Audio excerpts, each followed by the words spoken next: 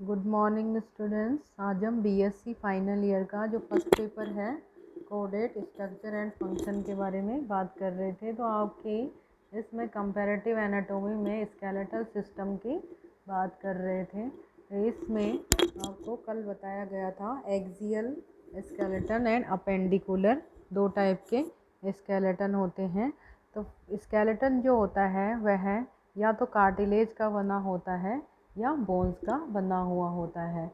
तो पहले हम जान लेते हैं कि बोन का निर्माण कैसे होता है, बोन फॉर्मेशन का प्रोसीजर क्या है। तो कशेरुकियों के जो भ्रूण होता है उनमें अंतःकंकाल पहले अस्थि से बना होता है और कुछ कशेरुकियों जैसे साइक्लोस्टोमेट एंड इलेस्मोब्रेंट्स में कंकाल उपास्थि से बना ही होता है।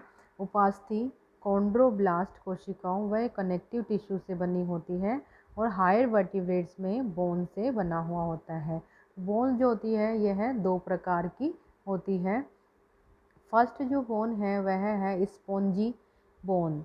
स्पॉन्जी बोन जो होती है उसे कैंसिलस बोन भी कहते हैं, तो या इसे एंड्रोकॉन्ड्रल भी कहते हैं। इस प्रकार की जो बोन होती है उसमें अनियमित रूप से परस्पर जुड़े हुए छोटे छोटे टुकड़े होते हैं जिनके बीच में बोन मेरो फंसी हुई होती है या बनी पाई जाती है। सेकंड जो है वह कॉम्पैक्ट और पेरियोस्टियल बोन्स। इस बोन में क्या होता है, बोन जो होती है वह ठोस संहति के रूप में कड़ी या ठोस संहति के रूप में पाई जाती है। इनमें किसी भी प्रकार की कोई रिक्त स्थान नहीं पाया जाता है। लंबी अस्थियों के चौड़े सिरे स्पंजी अस्थियों के बने होते हैं जो कि कॉम्पैक्ट बोन की एक परत के नीचे बनी होती है। लंबी अस्थियां संहत अस्थि की बनी होती है। इनके बीच में एक संकीर्ण मज्जा कैविटी पाई जाती है, मेरो कैविटी जिसे कहते हैं। कपाल की अस्थियों में कॉम्पैक्ट बोन्स की दो परतों के बीच में एक परत स्पॉन्जी बोन्स की पाई जाती है। ये परतें बाह्य और आंतरिक पत्रक कहलाती है।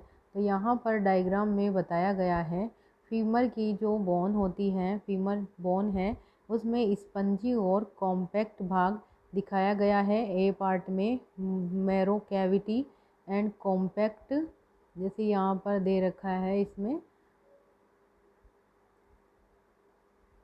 Marrow cavity, compact bone and spongy bone, ये तीन प्रकार की इसमें संरचनाएं दिखाई गई है। तो ये इस तरह की इसमें ये बोन पाई जाती है। और सेकंड जो है इसमें 3 लेयर्स आपको दिखाई दे रही, outer table layer, spongy bone and inner table layer.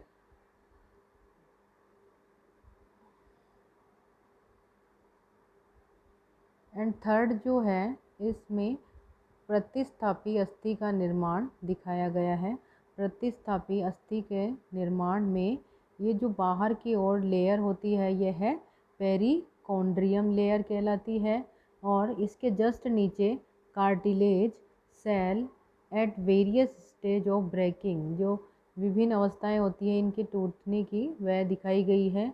Osteoclast, blood vessels, deposit ossein and calcium salts, और इन कैल्शियम साल्ट्स और ओसिन से ही बोन का फॉर्मेशन होता है। बोन फॉर्मिंग मीजेनकाइम सेल और ऑस्टियोब्लास्ट सेल से बोन का फॉर्मेशन होता है।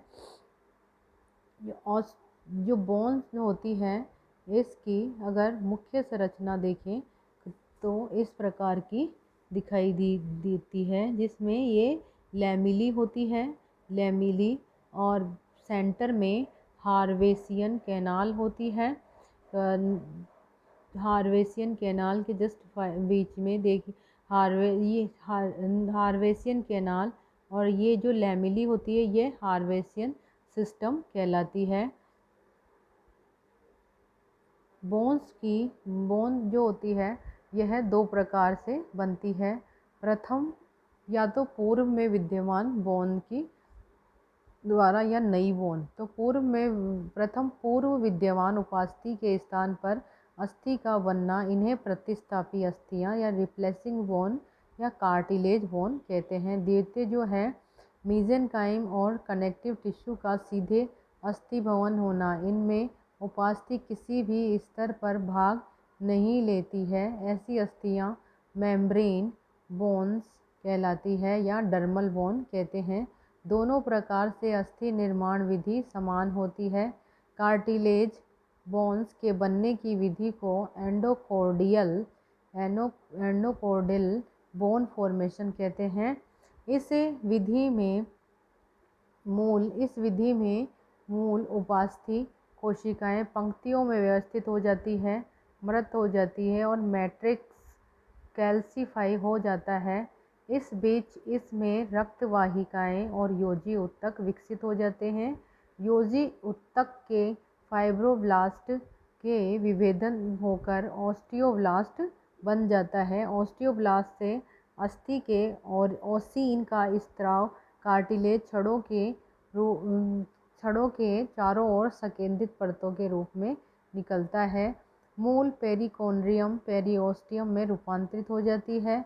अनेक ऑस्टियोब्लास्ट फ्यूज्ड होकर नई कोशिकाएं बनाती है, जिसे ऑस्टियोब्लास्ट कहते हैं। ये कोशिकाएं ही निर्माणाधीन अस्थि को बनाती है। ये अनुपयोगी अंशों को भुला देती है। अस्थि का निर्माण जो होता है ओसिफिकेशन कहलाता है। कला अस्थियों के निर्माण में मीजेनकाइम कोशिकाएं एकत्रित होकर परस्पर गुथा हुआ जाल बनाती है। जाल की कोशिकाओं के बीच बीच में कोलेजन तंतु पाए जाते हैं। कोशिकाओं और तंतुओं के बीच में एक क्रिस्टलीय मैट्रिक्स बन जाती है। जिन कोशिकाओं से ओसीन का स्त्रावण होता है, इन्हें ऑस्टियोब्लास्ट कहा जाता है। ये कोशिकाएं अब ऑस्टियोसाइट कहलाती है। मैट्रिक्स में कैल्शियम जमने लगता है। ऑस्टियोब्लास्ट मैट्रिक्स में पड़ी रहती है। धीरे धीरे बोनी टिश्यू परिपक्व हो जाता है। अतः कार्टिलेज अस्थियों और कला अस्थियों में एक ही संरचना होती है। अंतर केवल उनके उद्भव का होता है।